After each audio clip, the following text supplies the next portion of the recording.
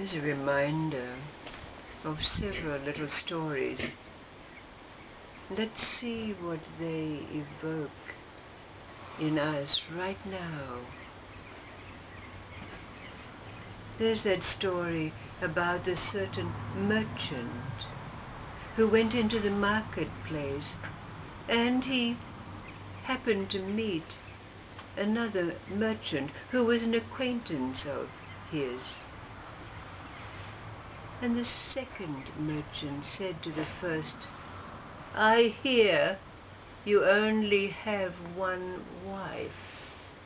You don't know what you're missing.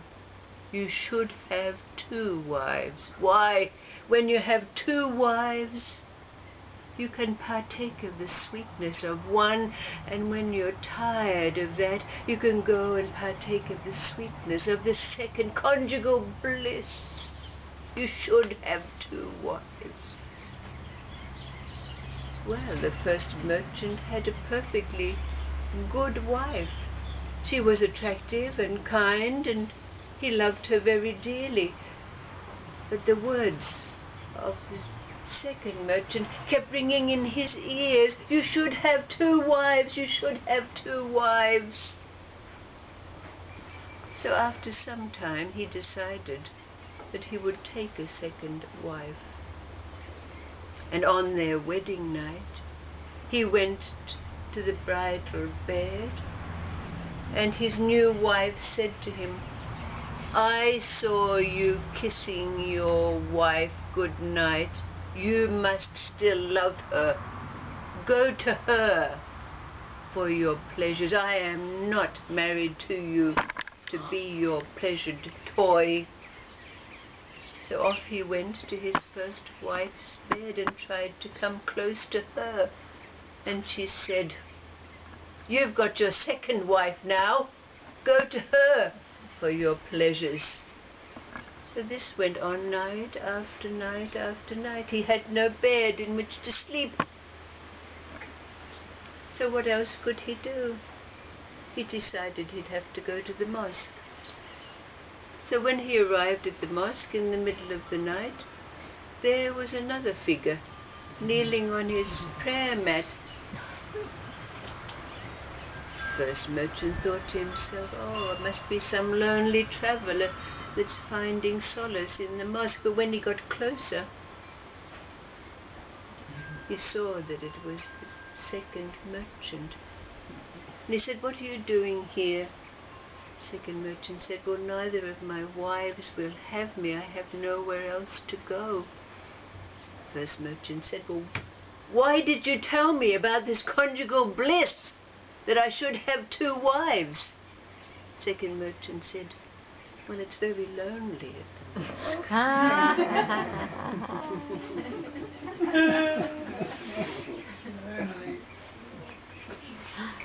And then there's that little story about the time when the gods decided that they would pollute all the waters of the world, so it would send everyone mad.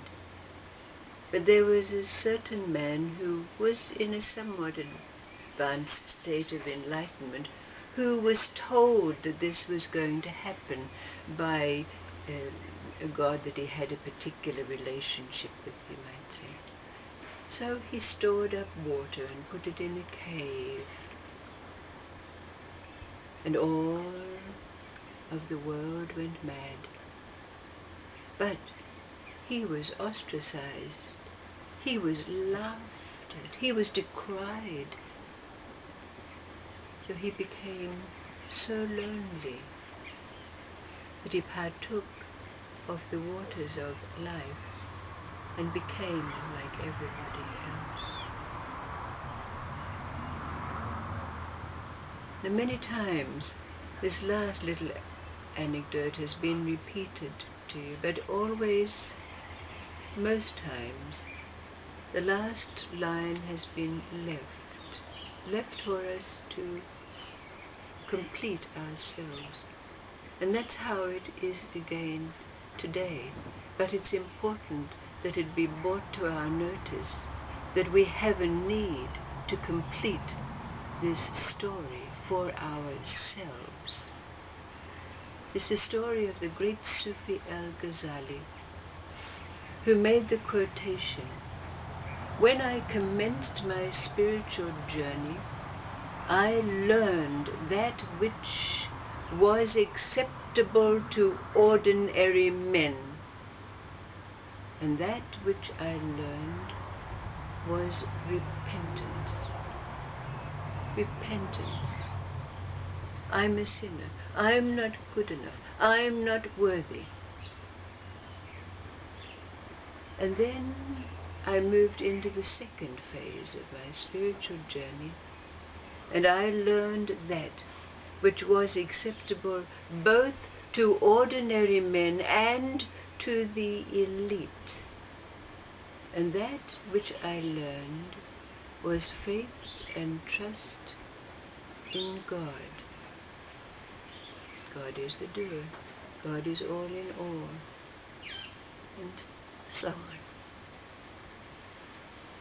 And then I moved into the third phase of my spiritual journey, and I have learned that which is neither acceptable to ordinary men nor to the elite.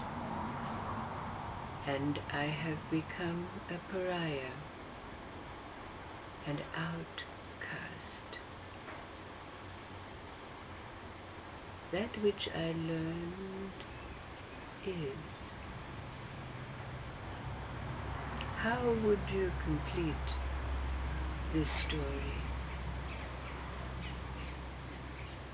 What is the last line of this anecdote? And that which I have learned in this phase of my journey is.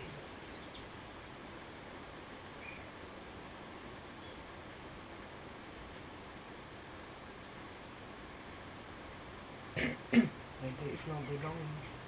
There's no belonging? Yes, there's no belonging.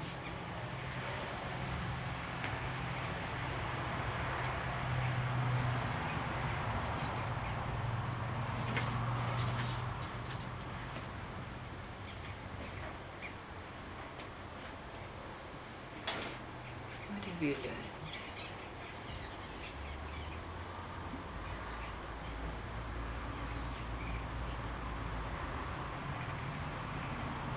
What is it now that allows you to walk abroad in life, have the usual traumas, vicissitudes of life?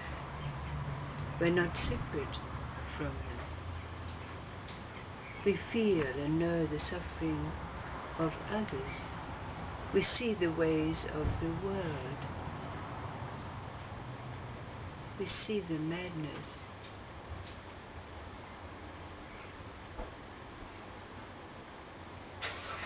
What is it?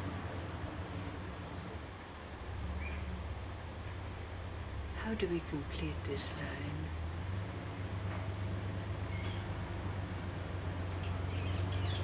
How do you resist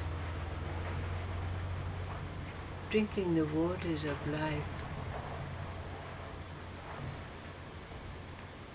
to share the madness of life, the suffering of